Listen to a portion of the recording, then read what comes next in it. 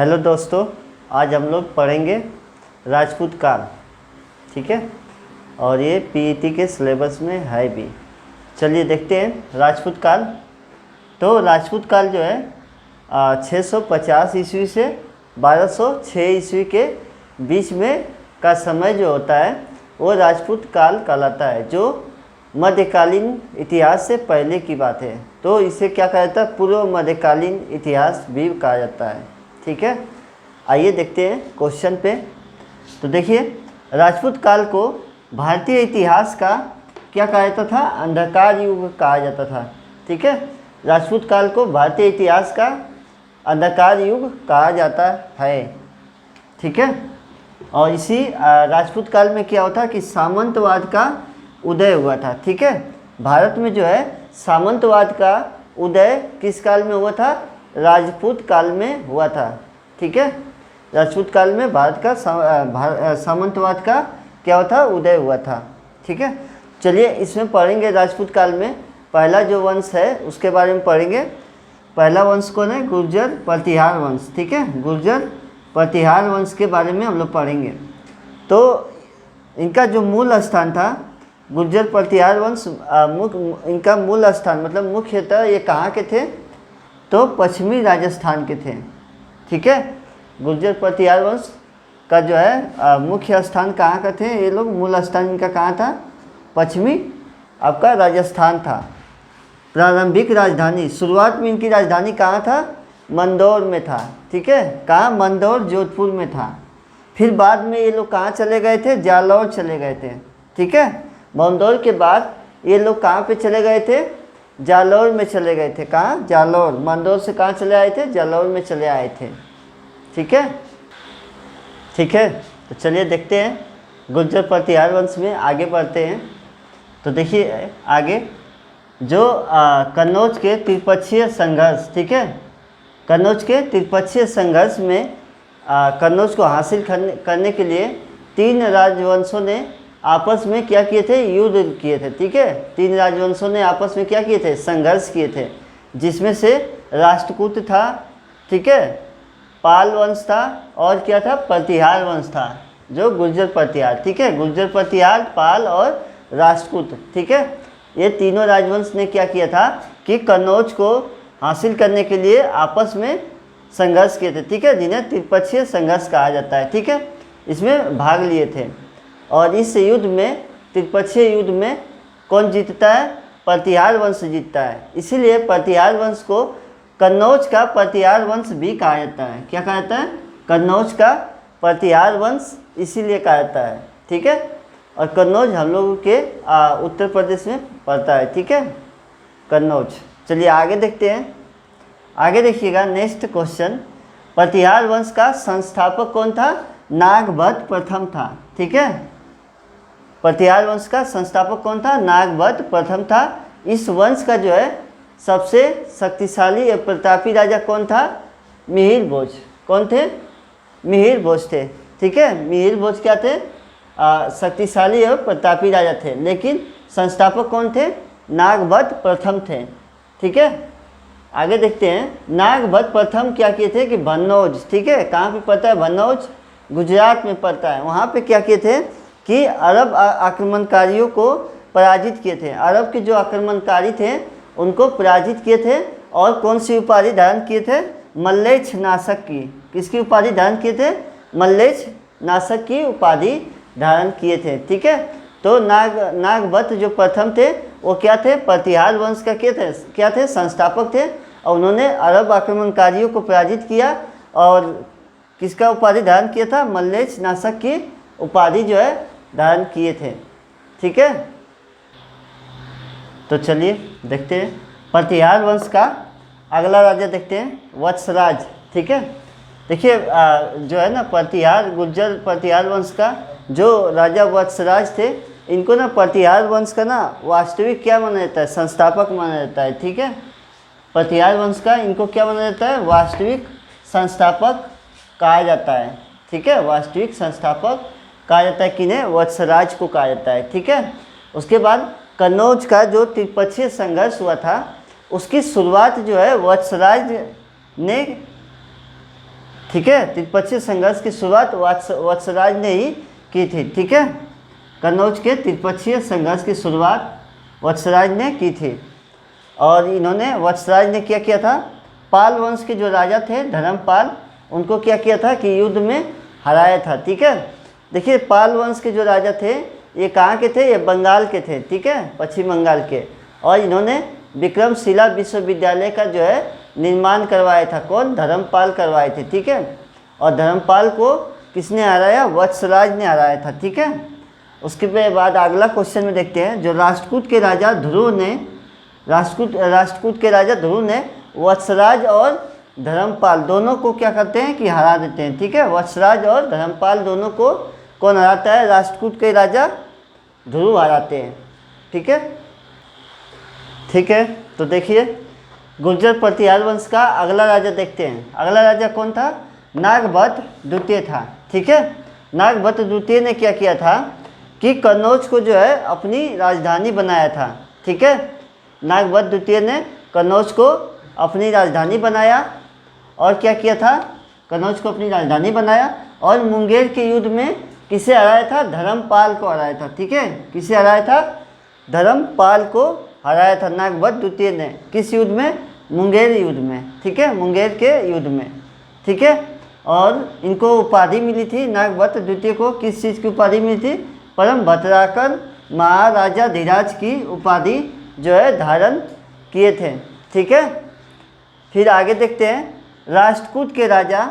ठीक है, राष्ट्रकूट के राजा गोविंद तृतीय ने नागभट्ट द्वितीय तथा धर्मपाल दोनों को क्या किया था, हराया था। ठीक है, राष्ट्रकूट के राजा गोविंद तृतीय ने किसे हराया था, नागभट्ट द्वितीय तथा धर्मपाल को हराया था। ठीक है, दोनों लोगों को हराया था राष्ट्रकूट के राजा गोविंद तृतीय ने। ठीक है, चलिए आगे देखते हैं। अगला राजा था गुर्जर प्रतिहार वंश का मिहिर भोज थे। ठीक है, कौन थे, मिहिर भोज। और इनको उपाधि क्या मिली थी, आदि बराह की उपाधि थी। ठीक है, आदि बराह की उपाधि मिली थी मिहिर भोज को। ठीक है, ये कैसे पता चलता है हम लोग को, ग्वालियर अभिलेख से पता चलता है। ठीक है, ग्वालियर अभिलेख से पता चलता है कि मिहिर भोज को आदि बराह की उपाधि थी और क्या था, प्रभास की उपाधि थी। ये कैसे पता चलता है, दौलतपुर अभिलेख से पता चलता है। ठीक है, कि मिहिर भोज को प्रभास की उपाधि थी। ठीक है, आगे देखिए अरब यात्री सुलेमान जो था वो मिहिर भोज के शासनकाल में भारत की यात्रा करने आया था। ठीक है, अरब का यात्री सुलेमान मिहिर भोज के शासनकाल में भारत में यात्रा करने आया था। ठीक है, चलिए नेक्स्ट देखिएगा। नेक्स्ट में देखिए राष्ट्रकूट के राजा ध्रुव। ठीक है, राष्ट्रकूट के राजा ध्रुव तथा पाल राजा देवपाल को मिहिर भोज ने क्या किया था, युद्ध में हराया था। ठीक है, राष्ट्रकूट के राजा ध्रुव तथा पाल राजा देवपाल को युद्ध में किसने हराया था, मिहिर भोज ने हराया था। ठीक है, आगे देखिएगा मिहिर भोज को। ठीक है, मिहिर भोज को इस्लाम धर्म का क्या माना जाता है, शत्रु माना जाता है। इस्लाम धर्म का शत्रु माना जाता है। ठीक है, शत्रु माना जाता है किन्हें, मिहिर भोज को।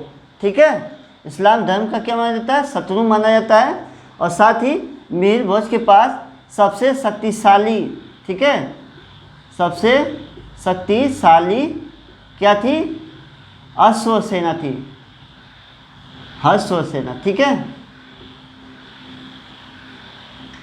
मतलब घोड़े वाली जो सेना थी, सबसे शक्तिशाली सेना थी किनके पास, मिहिर भोज के पास थी। ठीक है, चलिए अगला राजा देखते हैं। तो देखिए अगला राजा देखते हैं गुर्जर प्रतिहार वंश का अगला राजा कौन थे। अगला राजा में देखेंगे महिपाल प्रथम थे। ठीक है, महिपाल। तो देखिए राजशेखर, ठीक है, राजशेखर के अनुसार महिपाल को क्या क्या उपाधियाँ मिली थी, आर्यवर्त का महाराजा धीराज। ठीक है, आर्यवर्त मतलब भारत को पहले आर्यवर्त कहा जाता था। ठीक है, तो आर्यवर्त का महाराजा धीराज की उपाधि मिली थी और रघुकुल की उपाधि मिली थी और चिंतामणि की उपाधि मिली थी। ठीक है, आर्यवर्त का महाराजा धीराज, रघुकुल और चिंतामणि की उपाधि मिली थी किसे, महिपाल को। ठीक है, किसके अनुसार, राजशेखर के अनुसार। राजशेखर जो थे क्या थे, एक कवि थे। ठीक है, किसके दरबारी कवि थे, महेंद्रपाल के दरबारी कवि थे। ठीक है, राजशेखर। और राजशेखर के कुछ ग्रंथ हैं जो बहुत ही इम्पोर्टेंट हैं। ठीक है, तो राजशेखर ने कौन कौन से बुक लिखी थी, यानी कौन कौन से ग्रंथ लिखे थे, बाल रामायण लिखे थे। ठीक है, बाल रामायण के रचयिता कौन है, राजशेखर है। और काव्य मीमांसा, ठीक है, कृपुर मंजरी, ठीक है, कृपुर मंजरी और भुवन कौश। ठीक है, ये चारों जो है ग्रंथ की रचना किसने किया था, चारों ग्रंथ की रचना जो है राजशेखर ने किए थे। ठीक है, तो इसको देख लीजिएगा, इंपॉर्टेंट है, बाल रामायण, काव्य मीमांसा और कृपुर मंजरी और भुवन कौश। ठीक है, चलिए आगे देखेंगे। आगे देखिएगा, राजशेखर जो है महेंद्रपाल के क्या थे, दरबारी कवि थे। ठीक है, ये तो हमने बताया, महेंद्रपाल के क्या थे, दरबारी कवि थे। कौन थे, राजशेखर।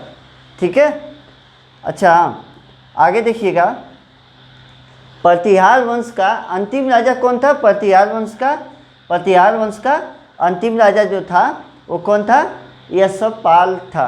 ठीक है, तो देखिए गुर्जर प्रतिहार वंश में जो है सबसे जो शक्तिशाली राजा कौन था, मिहिर भोज था। ठीक है, मिहिर भोज था, और वो क्या थे, विष्णु के उपासक थे, इसीलिए आदि बराह की जो है उपाधि जो है उन्होंने धारण की थी। ठीक है, चलिए अगला राजवंश देखते हैं। तो देखिए राजपूत काल में अगला वंश कौन सा आता है, परमार वंश आता है। ठीक है, इससे पहले आप लोग गुर्जर प्रतिहार वंश का पढ़ रहे थे। ठीक है, और उसमें अंतिम राजा जो था यशपाल था। ठीक है, तो आइए परमार वंश में देखते हैं। तो परमार वंश का जो है मूल स्थान कहाँ पे था, मालवा था। ठीक है, मालवा का मध्य प्रदेश। ठीक है, एमपी में मालवा था। ठीक है, मूल स्थान। और उनकी प्रारंभिक जो राजधानी थी वो कहाँ पे थी, उज्जैन में थी। ठीक है, पुराना नाम जो है अवंतिक है। ठीक है, अवंतिका कहा जाता है। ठीक है, अवंती कहाँ पे, उज्जैन में। ठीक है, प्रारंभिक राजधानी उज्जैन थी। ठीक है, और इसके संस्थापक जो थे उपेंद्र राज या कृष्ण राज। ठीक है, नाम दोनों का एक ही है, कृष्ण राज कर लें या उपेंद्र राज कर लें। ठीक है, इसके क्या थे, परमार वंश के क्या थे, संस्थापक थे। ठीक, चलिए नेक्स्ट आगे देखते हैं क्वेश्चन। परमार वंशों को स्वतंत्र रूप से स्थापित करने का श्रेय किसे था, सियक द्वितीय को जाता है। ठीक है, किसे जाता है, सियक द्वितीय को जाता है परमार वंश को स्थापित करने का श्रेय। ठीक है, तो चलिए आज देखते हैं परमार वंश में जो है राजा देखते हैं, वाकपति मुंज। ठीक है, उत्पल राज, वाकपति मुंज या उत्पल राज कर लें। ठीक है, इन्हें क्या उपाधि धारण की थी इन्होंने, अमोघ वर्ष की, श्री कवि, श्री वल्लभ और कवि मित्र की। ठीक है, ये चार उपाधियाँ जो है ये जो है धारण किए थे। ठीक है, कौन कौन से, अमोघ वर्ष, श्री कवि, श्री वल्लभ और कवि मित्र की। ठीक है, देखिए ये ना ये भी एक कवि थे। ठीक है, और ये जो है कवियों को सम्मान करते थे। ठीक है, तो देखिए इनके जो है दरबारी कवि कौन कौन थे, वाकपति मुंज के जो है दरबारी कवि कौन कौन थे, पद्म गुप्त थे। ठीक है, और इन्होंने क्या रचना लिखी थी, नवसहस्र चरित्र लिखा था। ठीक है, और धनंजय 10 रूपक लिखे थे। ठीक है, फिर धनिक, अगला दरबारी कवि कौन थे, धनिक, जिन्होंने यशोक पावलोक लिखे थे। ठीक है, कौन सी रचना, यशोक पावलोक रचना जो है लिखी थी। ठीक है, वाकपति मुंज जो थे इन्होंने क्या किया था कि मुंज सागर झील का जो है निर्माण जो है करवाया था। ठीक है, किसका निर्माण करवाया था, मुंज सागर झील का निर्माण करवाया था, मुंज सागर झील का जो है निर्माण करवाया। ठीक है, तो मुंज जो है सागर झील का निर्माण करवाया था। तो आपका जो है वाकपति जो मुंज है वो क्या थे, वो भी एक कवि ही थे। ठीक है, और उन्होंने किसकी रचना की थी, उन्होंने किसकी रचना की थी, मुंज प्रतिदेश की। ठीक है, वाकपति मुंज जो है किसकी रचना की थी, मुंज प्रतिदेश। ठीक है, मुंज प्रतिदेश की जो है रचना की थी। किसने किया था? वाकपति मुंज ने किया था। ठीक है, मुंज प्रतिदेश की जो है रचना किसने किया था? वाकपति मुंज ने किया था। ठीक है, चलिए देख लीजिए एक बार। तो ठीक है, देखते हैं अगला राजा कौन है। तो वाकपति मुंज के बाद देखते हैं अगला राजा कौन थे? राजा भोज। ठीक है, अगला राजा राजा भोज थे। ठीक है, परमान वंश का जो है सर्वाधिक शक्तिशाली शासक थे। ठीक है, कौन? राजा भोज। ठीक है, आगे देखते हैं इनके विजयों का। ठीक है, राजा भोज के विजयों का जो है उल्लेख कहाँ पे मिलता है? उदयपुर लेख में मिलता है। ठीक है, उदयपुर लेख में इनके विजयों का क्या होता है? उल्लेख मिलता है। ठीक है, राजा भोज के विजयों का उल्लेख जो है कहाँ पे मिलता है? उदयपुर लेख में मिलता है। ठीक है, और इसी से पता चलता है कि राजा भोज जो है कितने शक्तिशाली राजा थे। ठीक है, परमान वंश के। चलिए आगे देखते हैं। आगे देखिएगा, उपाधि इनको मिली थी। उपाधि धारण किए थे किसका उपाधि धारण किए थे? त्रिभुवन नारायण का। ठीक है, इन्होंने कौन सी उपाधि धारण की थी? त्रिभुवन नारायण की। ठीक है, और इसी नाम से भोज ने क्या किया था कि चित्तौड़ में क्या किया था? एक मंदिर भी बनवाया था। ठीक है, त्रिभुवन नारायण के नाम से क्या किया था कि चित्तौड़ में एक मंदिर भी बनवाए थे। ठीक है, कौन बनवाए थे? राजा भोज बनवाए थे। ठीक है, और इनको क्या उपाधि थी? विद्यापति की। ठीक है, और क्या उपाधि थी? विद्यापति त्रिभुवन नारायण। ठीक है, ये दो उपाधि जो है राजा भोज जो है धारण किए हुए थे। ठीक, आगे देखते हैं। आगे देखिएगा, धार नगरी में। ठीक है, धार नगरी में सरस्वती मंदिर का जो है निर्माण किसने करवाया था? राजा भोज ने करवाया था। ठीक है, धार नगरी में सरस्वती मंदिर का निर्माण किसने करवाया था? राजा भोज ने करवाया था। ठीक है, धार नगरी में सरस्वती मंदिर का निर्माण किसने करवाया था? राजा भोज ने करवाया था। ठीक, और उसमें उस मंदिर में उन्होंने क्या किया था? सरस्वती जी की प्रतिमा की स्थापना भी की थी। ठीक है, सरस्वती जी की प्रतिमा की स्थापना की थी। और वो सरस्वती जी की जो मूर्ति थी वो आज भी कहाँ पे रखा हुआ? सरस्वती जी की मूर्ति आज भी कहाँ पे? बर्मिंघम संग्रहालय ब्रिटेन में रखी गई है। ठीक है, राजा भोज के द्वारा स्थापित की गई सरस्वती जो मूर्ति थी वो कहाँ पे है? वर्तमान समय में बर्मिंघम संग्रहालय ब्रिटेन में है। ठीक है, कहाँ पे है? ब्रिटेन में रखी गई है। ठीक है, यहाँ तक कि ज्ञानपीठ पुरस्कार जब दिया जाता है तो उसमें जो सरस्वती जी की जो प्रतिमा रहती है, रेप्लिका रहती है, वो कहाँ से लिया गया है? राजा भोज के बनाए गए सरस्वती की मूर्ति से लिया गया। ठीक है, राजा भोज द्वारा निर्मित सरस्वती मूर्ति की रेप्लिका वर्तमान में ज्ञानपीठ पुरस्कार में दी जाती है। ठीक है, ज्ञानपीठ पुरस्कार में जो दी जाती है सरस्वती की मूर्ति वो कहाँ से लिया गया है? राजा भोज के द्वारा बनाए गए, ठीक है, सरस्वती मूर्ति से लिया गया। ठीक है, तो देख लीजिए ये वाला, ये बहुत सारे इंपॉर्टेंट क्वेश्चन है आगे। ठीक है, तो आगे देखते हैं राजा भोज के बारे में। तो राजा भोज जो थे ना एक कवि भी थे। ठीक है, क्या थे? एक कवि भी थे। तो आइए देखते हैं उनके ग्रंथ कौन कौन से थे। ठीक है, राजा भोज के जो है ग्रंथ कौन कौन से थे? सम्रागन सूत्रधार। ठीक है, इनके ग्रंथ थे सम्रागन सूत्रधार। ठीक है, जो किस विषय में लिखे गए थे? वास्तुकला पर लिखा गया था। ठीक है, ये ग्रंथ किस पे लिखा गया था? वास्तुकला पर लिखा गया था, सम्रागन सूत्रधार। ठीक है, अगला ग्रंथ देखते हैं सरस्वती कंठाभरण। ठीक है, सरस्वती कंठाभरण ये किस पे लिखा गया था? ये संगीत कला पे लिखा गया था। ठीक है, इसमें जो है संगीत के बारे में जानकारी दी गई थी। ठीक है, संगीत के बारे में, संगीत से रिलेटेड ये ग्रंथ था सरस्वती कंठाभरण। ठीक है, इसके अलावा युक्ति कल्पतरु और आयुर्वेद सर्वसर्व।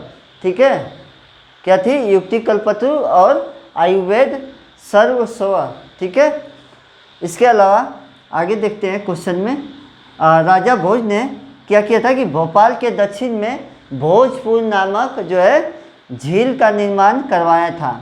ठीक है, भोजपुर नामक झील का निर्माण करवाया था राजा भोज ने। ठीक है, भोपाल के दक्षिण में। ठीक है, आगे देखेंगे भोजपुर नगर की स्थापना राजा भोज ने करवाई थी। ठीक है, भोजपुर नगर की स्थापना किसने करवाई थी? राजा भोज ने करवाई थी।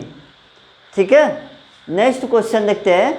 परमार वंश का, ठीक है, परमार वंश का अंतिम शासक कौन था? परमार वंश का अंतिम शासक कौन था? यशोवर्मा था। ठीक है, परमार वंश का अंतिम शासक कौन था? यशोवर्मा था। इसके बाद क्या हुआ था कि अलाउद्दीन खिलजी जो थे, अलाउद्दीन खिलजी के समय में, ठीक है, मालवा पर क्या हो गया था? अधिकार हो गया था। ठीक है, और यहाँ से यशोवर्मा के बाद से क्या हुआ कि परमार वंश जो है समाप्त हो जाता है। ठीक है, चलिए अब आपको हम मिलेंगे दूसरे पार्ट में, दूसरे नए राजवंश के साथ मिलेंगे। ठीक है, तो आप लोग सब्सक्राइब कर दीजिए, चैनल को भी लाइक कर दीजिए। ठीक है, और हम लोगों को सपोर्ट करिए। ठीक है, बाकी